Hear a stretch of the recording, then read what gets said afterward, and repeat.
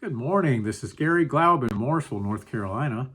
Today we are in Lesson 17 of Paul's second epistle to Corinth, and we're covering 2 Corinthians chapter 9, verses 1 through 5. This one's called Giving in Grace. Paul spent quite a bit of this epistle discussing the gift he had been raising for the believers in Jerusalem. As we live in a different time and a different culture, we might not understand why. But as God has included these passages in the Bible, there certainly is a lesson here for each of us as well, a personal application. Let's read the passage. 2 Corinthians chapter 9, verses 1 through 5 says this, "Now concerning the ministering to the saints, it is superfluous for me to write to you, for I know your willingness, about which I boast of you to the Macedonians, that Achaia was ready a year ago, and your zeal has stirred up the majority. Yet I have sent the brethren, lest our boasting of you should be in vain in this respect, that as I said, you may be ready, lest if some Macedonians come with me and find you unprepared, we, not to mention you, should be ashamed of this confident boasting. Therefore I thought it necessary to exhort the brethren to go to you ahead of time, and prepare your generous gift beforehand, which you had previously promised, that it may be ready as a matter of generosity, and not as a grudging obligation." Before delving into this passage, let's set the stage. We need to focus on Paul's past to completely grasp the present. There's an old Indian adage that we can never truly know another man without walking a mile in his moccasins. Though this statement is certainly not biblically based, it rings true. The Bible teaches us not to judge others, and one of the many reasons why is that we really don't have a clue what they might have endured or be enduring that has led to their struggles. There never is an excuse for sin, but there certainly can be extraneous circumstances endured by others that we did not have to endure. One example would be the amount of crime that occurs in the Black community, particularly in urban areas. Only 38% of Black children grow up in two-parent households in the United States, and that includes married couples as well as cohabitating unmarried partners. With 14% of those couples being unmarried, only 24% of Black children are raised in a household of two parents. That does not mean that both of those individuals are the parents of those children. Compare that to 45.7% of couples in the white community. Sadly, the percentage of married couples has decreased in all of the United States in the last 50 years as well. But it is not difficult to understand the necessity for both a father and a mother in the lives of children. We learn different things from both. But without having the authority of a father, where are children going to learn about authority?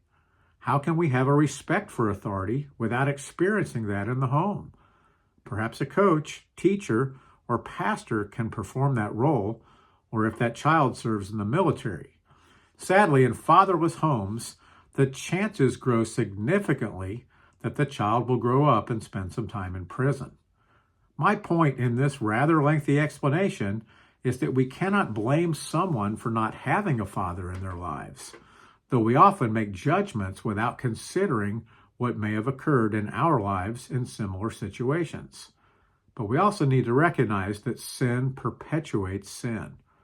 I often have thought of this verse from Exodus 20, verse 5. "You shall not bow down to them nor serve them, for I, the Lord your God, am a jealous God, visiting the iniquity of the fathers upon the children to the third and fourth generations of those who hate me." To me, this verse points to the continuation of sin generationally. While we all have sin nature, there also is some sin that is learned behavior. For example, children who have been molested often grow up and molest others. But notice what changes this generational sin curse: loving God. With that groundwork laid, let's think about the life of Paul. He'd been raised to follow in the footsteps of his father, who also had been a Pharisee. When Jesus walked the earth, Jesus had an interesting relationship with the Pharisees. Jesus didn't pull his verbal punches, often referring to them as blind guides, brood of vipers, and pointing to their self-righteousness and hypocrisy.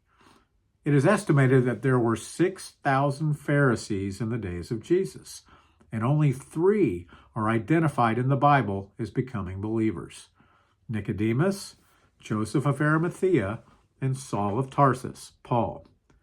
Joseph of Arimathea might have been a Sadducee, but we know that he was a member of the Sanhedrin along with Nicodemus. But in this situation, Paul is our focus. He was not just a Pharisee, but Paul was the Jew among all Jews who persecuted the early Christians the most. Most of us as Christians are ashamed of the sinful choices that we've made in our lives. And while most of those choices occurred before we came to Jesus, we still struggle with sin afterward. But Paul hated Jesus and hated those who believed in Jesus as Messiah. Paul was willing to imprison or kill any of those believers for that reason alone until a complete change after his salvation. Certainly, there is not a better example in the Bible of how drastically Jesus can change the lives of those who turn to him than Paul. He went from the lead persecutor to the best teacher. God took Paul's Old Testament knowledge and showed Paul how all of those verses pointed forward to Jesus. But it wasn't Paul's knowledge that set him apart from most. Instead, it was Paul's love. That love was extended to believers and unbelievers. Though he was an apostle to the Gentiles, Paul's heart never left the Jews. The collection he had been gathering for years was to bless the persecuted believers in Jerusalem, and some of those believers had been under persecution since Paul had been their persecutor. For this past in the life of Paul, he referred to himself as the chief of sinners. That was the impetus for the collection. And while some of that had to do with Paul's past, the reason for giving also had to do with the pasts of the people. They were fellow believers and were under persecution because of their belief in Jesus. Paul began this discussion of charitable giving in 1 Corinthians 8 and continued in 1 Corinthians 9. Once again, there's no discussion concerning a tithe, but instead an offering. In the Old Testament, King David desired to build a temple for the Lord, but God would not allow David to do that because his hands were bloody. But that did not stop King David from collecting donations from the Jewish people so that David's son Solomon would be able to build the temple with those donations. King David gave willingly and generously, as did the people. After receiving enough donations to build the temple, this was King David's prayer. 1 Chronicles chapter 29, verses 10 through 15 says this: Therefore David blessed the Lord before all the assembly. And David said, Blessed are you, Lord God of Israel, our Father, forever and ever.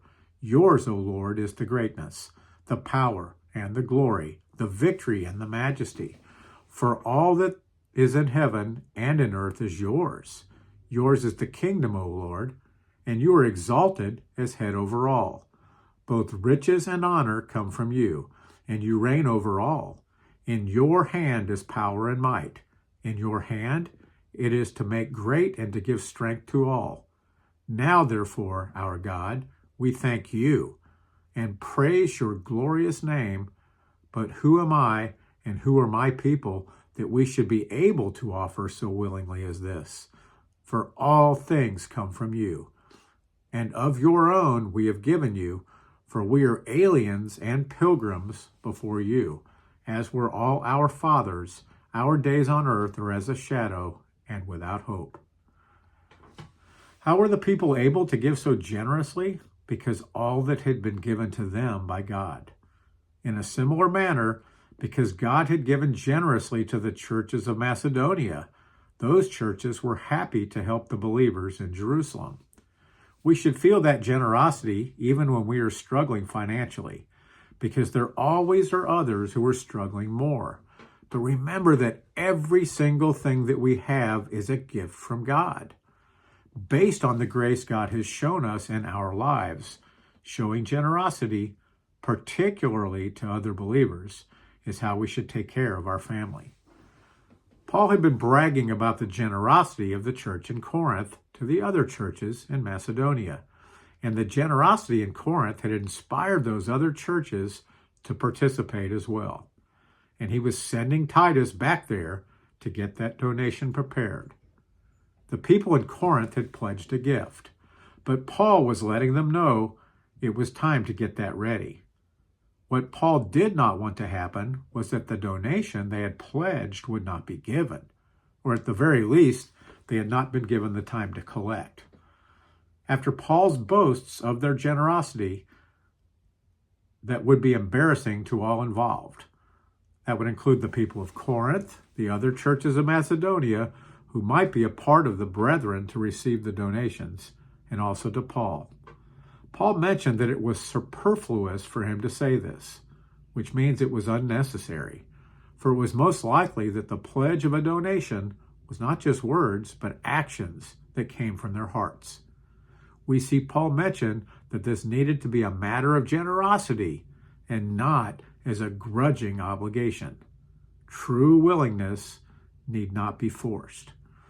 We will continue to discuss giving as we finish 2 Corinthians 9 in the next lesson. But we need to remember that though God doesn't need our money, we are short-sighted if we keep that money for ourselves alone. In the King James Version, the word love is translated as charity, and charity certainly is an example of how we can love others. There also is toxic charity. One of the best analogies I've heard involves using a bear canister in the national parks to store food while camping.